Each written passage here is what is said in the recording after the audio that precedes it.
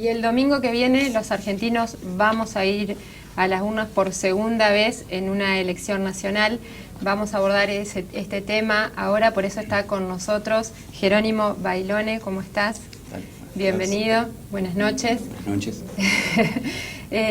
¿Cómo ves las elecciones de cara al domingo? ¿Cómo estás evaluando un poco el último tramo de la campaña? Ya, bueno, estamos a casi 48 horas de la veda.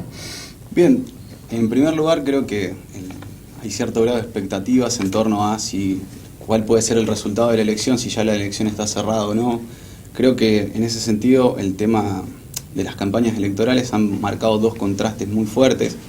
Por un lado, el contexto económico, que brinda cierta limitación en cuanto a la estrategia de campaña de Juntos por el Cambio, dado que al no contar con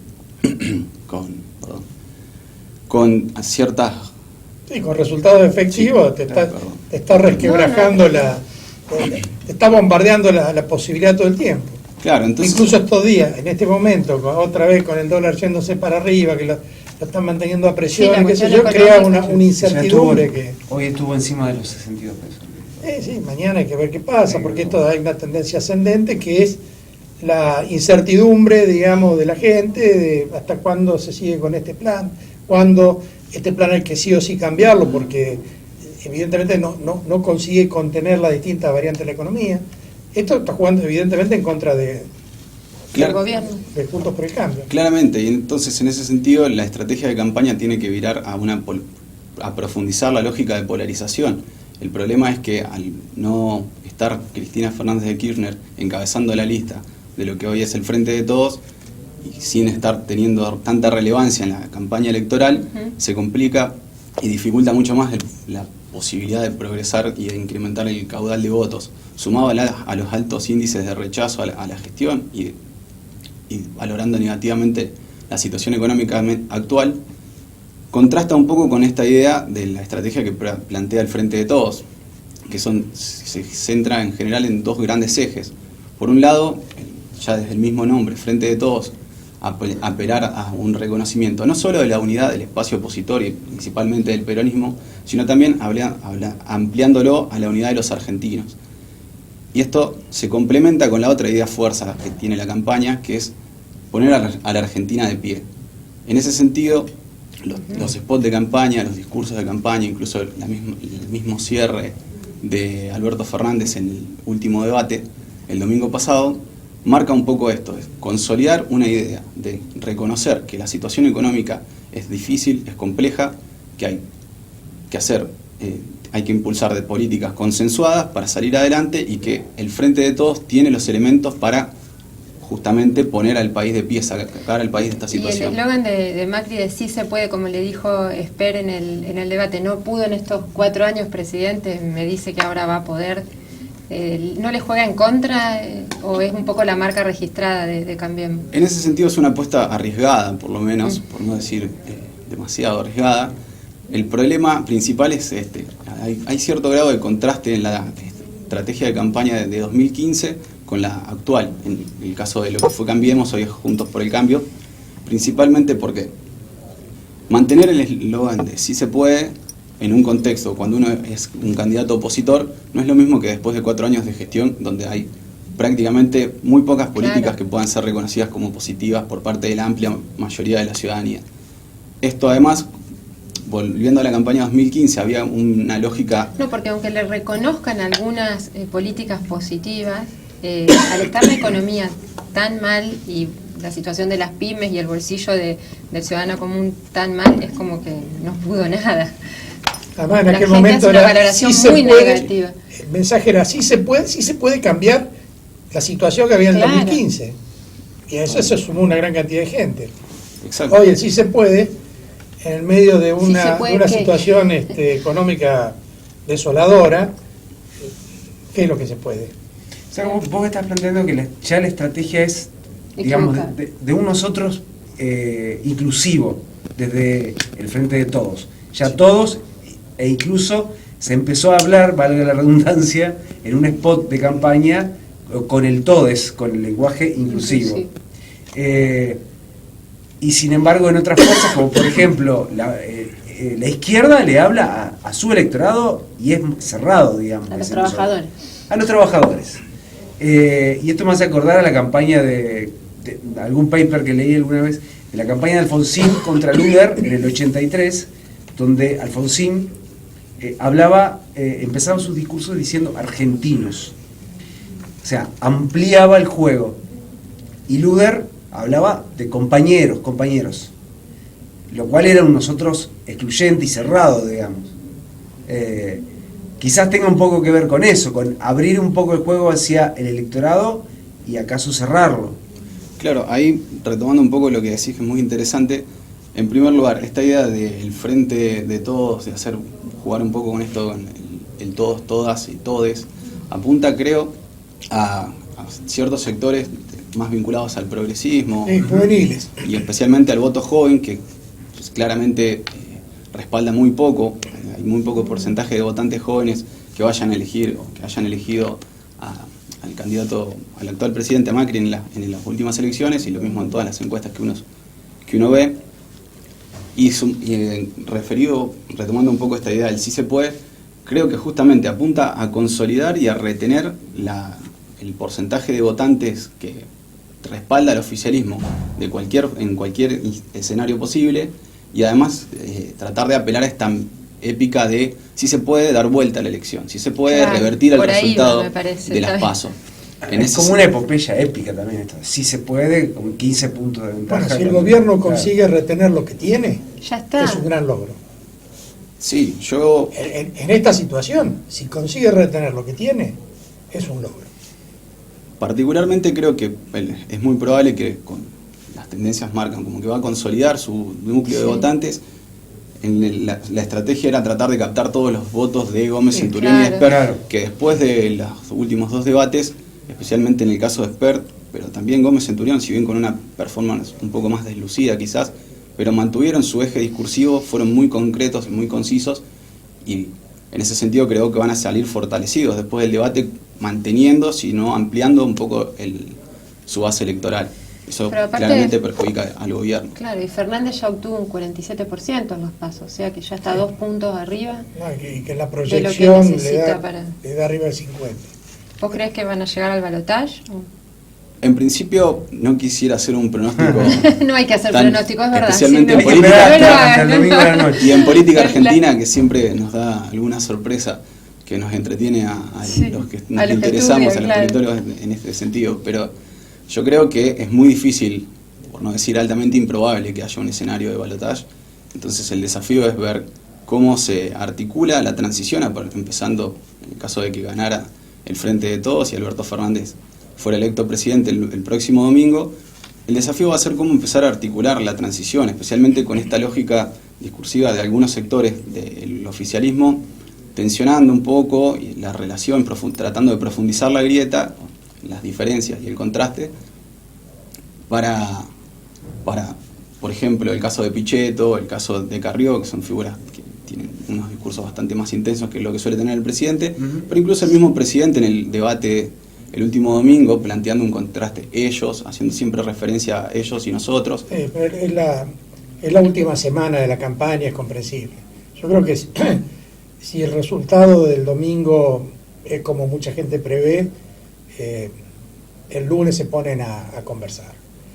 Porque Macri quiere llegar bien al 10 de diciembre y entregar el poder de modo institucional como corresponde, y Fernández necesita que a partir del lunes empiecen a tomar medidas acordadas en el plano económico para llegar con algún margen, digamos, y no llegar a no poder pagar los sueldos, por ejemplo. De modo que el interés de los dos es concurrente en ese interreño. Yo no lo veo tan dramático. Y creo que las voces que han acentuado las diferencias se van a apagar frente a la decisión mayor en un sistema democrático, que es la voz de las urnas, ¿no? Y bueno, sí, no hay que dramatizar tanto. El mundo no se termina, se va a terminar el día que las variantes de la... Estás optimista, Gustavo. Sí, estás muy optimista hoy. No, pero el mundo se termina el día que haya una catástrofe de otro tipo, pero no esto. no esto. De todas maneras, vienen tiempos muy difíciles para uno, para otro. Fernández ha estado abriendo el paraguas, diciendo, vamos a un momento muy difícil, vamos, Sí. o sea, a diferencia de otras campañas, donde cada uno prometía el paraíso, ¿no es cierto? Si gano yo, vamos a mejorar en esto. Hoy no hay promesas. Es esto, son eslóganes de campaña. Vamos a poner a Argentina de pie, el otro se puede robustecer o consolidar lo que tenemos. Sí, en el debate quedaron un poco expuestas las ideologías, digamos, lo general, pero en cuanto a propuestas es muy poco el tiempo para que el electorado se haga una idea firme, digamos, de Fernández qué endureció propone, tanto qué promete cada uno. su discurso del último tiempo, que dice, esta gente es la piedra con la que nos chocamos siempre. Pero se lo está diciendo al 35% de la población argentina. ¿Qué te llamó la atención de las frases, digamos, más fuertes del debate? Yo creo que el debate sirvió para consolidar y cerrar bien las estrategias de campaña. Sí, creo que podemos acordar que uno de los que mejor se ha desempeñado fue José Luis Espert. Convengamos que su jugada debe venir desde afuera de la política y plantearse siempre en las dos presentaciones como alguien un ciudadano de a pie, común, diferente a los que han vivido de la política y que son los responsables de todos los problemas que han llevado a la Argentina a la situación en la que estamos. También creo que además, como economista, economizó la cantidad de palabras. Es el único que fue un cumplió mensaje perfecto, sí, los tiempos. eso también tiene que ver con lo cómodo que se siente Espert al estar tanto tiempo vinculado al ecosistema mediático. Sí, podríamos decir que fue uno de los candidatos que mejor preparado estaba para este tipo de debates con esta lógica de tiempos más acotados. Sí, y desde la comodidad de saber que no está jugando. Bueno, él está jugando un cierto porcentaje de votos que lo dejarían en el terreno de la competencia política para más adelante.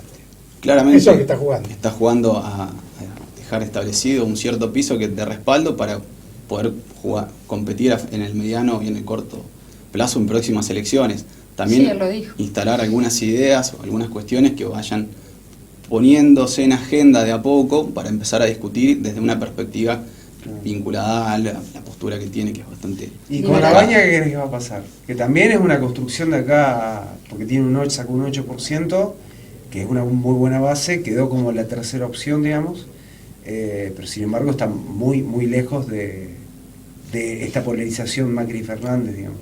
Claramente Labaña tuvo alguna serie de inconvenientes que el contexto de la campaña o los meses previos a las elecciones fueron complicando el potencial crecimiento que tenía como candidato. En primer lugar, mediciones de principio de año, incluso anteriores, marcaban que tenía como cierto techo, no podía trascender de cierto techo que rozaba los 8, 10, 12 puntos, lo cual podía llegar a complementarse en función de en qué espacio político compitiera. La decisión de Cristina Fernández de Kirchner de no competir por la presidencia, cederle el lugar a Alberto Fernández y que haya una unidad del peronismo, incluyendo a los sectores que estaban vinculados a Sergio Massa, derivó en que Mauricio Macri convoque a Miguel Ángel Pichetto y de esa forma implosione lo que hasta ese momento parecía ser consenso federal. Claro. Eso dejó bastante mal parado a Roberto Labaña, lo cual complicó un poco, tuvo que apelar a la improvisación, si se quiere, y tratar de buscar... El que quedaba era Urtubey y bueno, acompañó a Urtubey. Exactamente. O sea que llegó al techo, en las pasos llegó al techo. Posiblemente mantenga ese porcentaje en las próximas elecciones, pero difícilmente podríamos considerar que vaya a persistir como referente político en el mediano plazo de algún sector de la oposición. Creo que es probable que haya fuga de votos de ahí, tanto para el kirchnerismo como para... Sí, además en el debate Fernández le tiró unos cuantos centros a la cabeza a Labaña. En algunas secuencias del debate, lo ofrecieron al ministerio, que él dijo que no. Lo que pasa es, ahora, hasta en lo postural, Labaña es un hombre grande ya. Viste que él hablaba y inmediatamente se sentaba. Sí. Estaba como cansado. Habló como un filósofo, como el filósofo de la tribu, digamos, ¿no? Llevando una palabra medida. En realidad fue un hombre muy mesurado.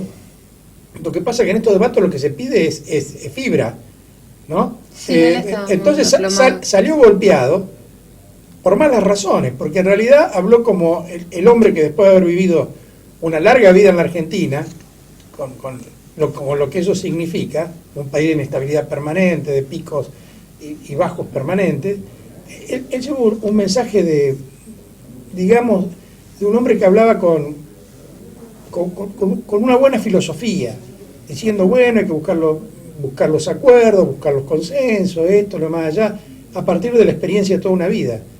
Lo que pasa es que acá lo que se buscaba es cómo los gallos se enfrentan en el reñidero, ¿no? Y la Argentina, que está acostumbrada que al aguante, que el tema del fútbol está metido en la Argentina, es lo que espera. Quiere ver cuál de los dos gallos pica o clava los polones más sí, fuertes. Hay que ver si retienen, digamos, esos votos que tuvieron en las PASO, si se adelanta un poco esta idea de balotaje, porque como ya está instalado que son los dos candidatos más fuertes, Macri y Fernández, y no sé, el que votó a Espera a lo mejor porque no está convencido con las políticas de Macri, pero no votaría a Fernández, a lo mejor ahora le pone el voto a Macri pensando, bueno, son estas dos opciones, de estos dos sale el próximo presidente, entonces bueno, hay que ver a ver qué... Y fortalecer lo que desde su mirada es lo menos malo, porque el problema es no favorecer la concentración política absoluta, digamos. ¿Vos crees que puede haber migraciones de votos? Porque está clarísimo que está instalada la polarización. Es ellos o nosotros, Macri y Fernández, blanco-negro, Boca River, como sea. Pero bueno, ya instalada socialmente esa polarización, quizás el electorado diga, bueno, yo lo voté a Espert, por ejemplo, pero como no va a competir, claro, lo que va a competir, recién, pero no va a llegar a los porcentajes obtenidos, ni siquiera al 30%, voy a Macri o a Fernández. ¿Crees que puede haber migración? En ese sentido, quizás los votantes de Espert y de Gómez Centurión podríamos identificarlos como bastante más afines al espacio de Juntos por el Cambio. Sin embargo, creo que si bien puede haber una proporción de estos votos que se traslade a votar a Macri, difícilmente sea una migración masiva, en el sentido de que, ¿por qué digo esto? Hay las tasas de rechazo a la gestión de gobierno, y especialmente la gestión económica y la asociación a la responsabilidad de que se vincula la situación económica negativa actualmente como responsabilidad principalmente del oficialismo. Eso dificulta poder capitalizar el voto negativo, o contrario al kirchnerismo, apelar al temor de que retome el kirchnerismo, de los riesgos que esto podría implicar según la lógica discursiva de Macri y del espacio que representa. Es mucho más difícil, era mejor en el contexto de 2015, cuando no era oficialismo, cuando era un espacio opositor, y actualmente, como decía, la ciudadanía estar asociando y responsabilizando al gobierno de la situación económica, creo que es bastante más dificultoso de que pueda llegar a aspirar a capitalizar toda esta fuga de votos y llegar a un balotaje. Bueno, el ciudadano tendrá la palabra el próximo domingo. Gracias, sí, Jerónimo, por acompañarnos. La verdad que un placer, porque cuesta encontrar analistas políticos en la ciudad, así que bueno, gracias a la UNL que nos ayudó también a dar con a Mariana con tu opinión. Perticará, que hizo ahí como la volvió loca Luciano para ver si conseguíamos le mandamos un saludo. una voz especialista. Un saludo grande. Bueno, muchas gracias.